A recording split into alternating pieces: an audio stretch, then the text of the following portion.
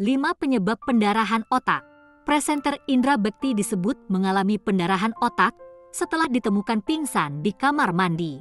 Indra Bekti pun langsung dilarikan ke rumah sakit dan segera menjalani operasi.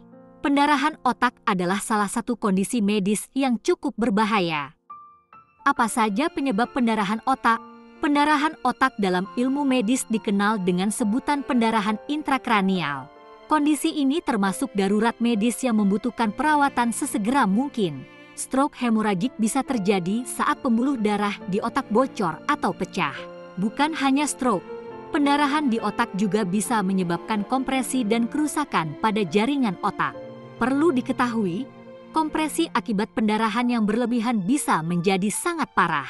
Akibatnya, darah yang kaya oksigen tidak dapat mengalir ke jaringan otak. Kekurangan oksigen di otak dapat menyebabkan pembengkakan atau edema serebral.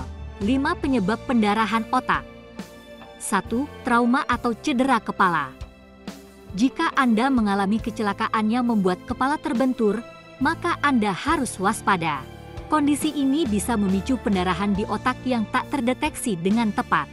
Penyebab paling umum dari pendarahan otak pada orang di bawah 50 tahun adalah pukulan di kepala yang disebabkan karena jatuh atau kecelakaan. 2. Tekanan darah tinggi.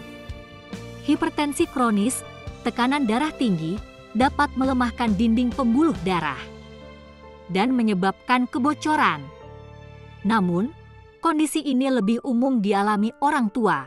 3. Aneurisma. Aneurisma adalah melemahnya pembuluh darah yang membengkak dan bisa menyebabkan pecah. Mulanya, aneurisma dianggap penyakit bawaan.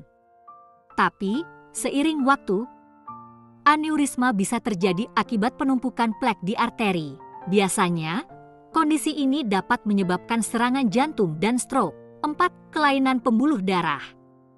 Malformasi arteriovenosa adalah hubungan yang terbentuk secara tidak normal antara arteri dan vena. Kelainan bawaan ini menyebabkan kelemahan pada pembuluh darah yang dapat pecah dan menyebabkan perdarahan.